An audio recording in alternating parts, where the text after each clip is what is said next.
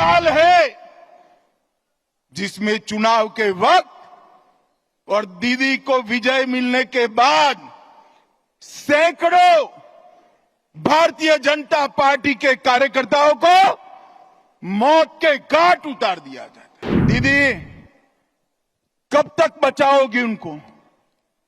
मेरी बात सुन लो, आपका समय अब समाप्त हो गया है। लोकतंत्र के अंदर हिंसा कभी शोभा नहीं देती है। दीदी, हिम्मत हो तो हिंसा के बगैर, रैगिंग के बगैर चुनाव कराकर देखो। आपकी खुद की जमानत ये बंगाल की जनता जब्त कर लेगी। जिस भूमि ने सालों तक पूरे भारत का मार्गदर्शन करने का काम किया, चाहे ज्ञान हो, विज्ञान हो, धर्म हो, स्वतंत्रता संग्राम हो, हर क्षेत्र में सालों तक बंगाल ने भारत का नेतृत्व करा। और वही बंगाल में कई सालों तक कम्युनिस्टों का शासन रहा।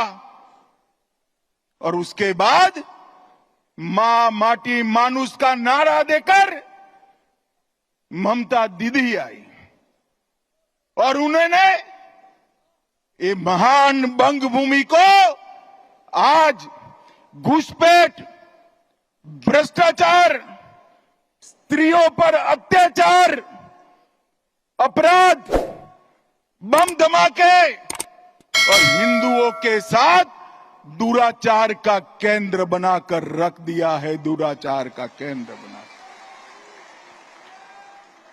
भाइयों बहनों, यही बंगाल में चुनावी हिंसा सेशन के बाद, जब टीआर सेशन सीईसी बने, उसके बाद पूरे देश में चुनावी हिंसा बंद हो गई। मगर ये बंगाल है जिसमें चुनाव के वक्त और दीदी को विजय मिलने के बाद सैकड़ों भारतीय जनता पार्टी के कार्यकर्ताओं को मौत के घाट उतार दिया जाता है। दीदी, कब तक बचाओगी उनको?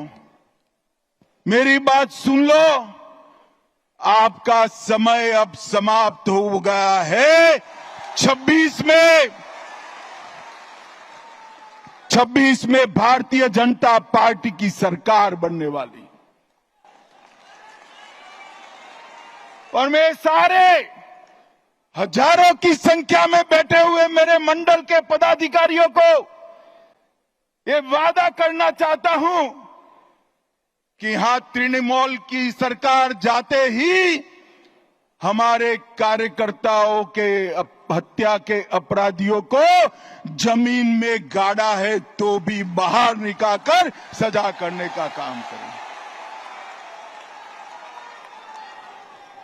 लोकतंत्र के अंदर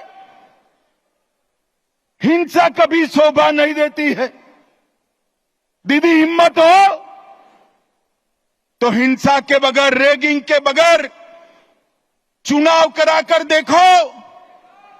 आपकी खुद की जमानत ये बंगाल की जनता जब्त कर लेगी। और भाइयों बहनों, वोट बैंक की तुष्टीकरण ने वोट बैंक के लिए पतन की सीमा ये ममता बनर्जी ने पार कर दी।